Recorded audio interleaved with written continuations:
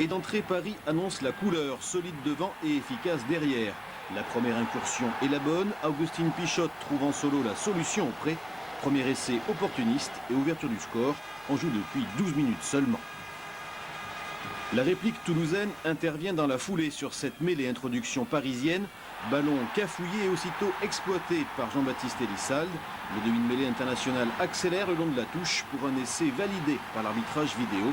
7-5, 2 essais en 16 minutes, 2 fois plus qu'en 100 à Édimbourg. Le jeu est au rendez-vous de cette demi-finale.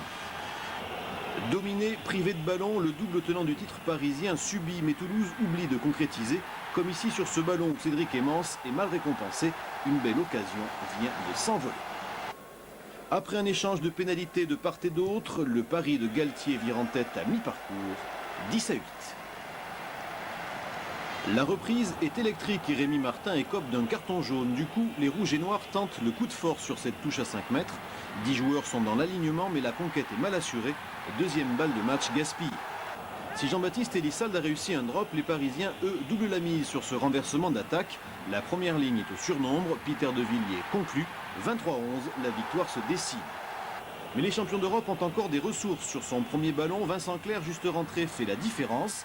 Cédric Emmens, rappelé chez les Bleus cette semaine, pointe en coin. Incroyable retour au score, 23-18. Dans les dernières minutes, Florian Fritz a en main le ballon de la gagne. Jérôme Filleul le cueille à la petite cuillère. Paris tient sa revanche. Paris est en finale.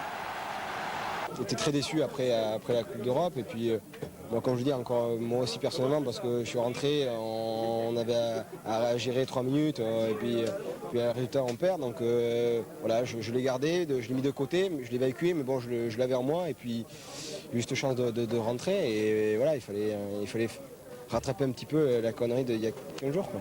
Le fait de reprendre le même adversaire, mais sur un autre tableau, il y avait des enseignements à garder, c'est-à-dire on avait été un petit peu malmené dans le domaine de la conquête, on avait mis l'accent cette semaine là-dessus. Je pense qu'on a fait un match correct dans ce secteur-là, ça nous a permis d'avoir plus de munitions et donc de jouer plus, de porter un peu plus le ballon.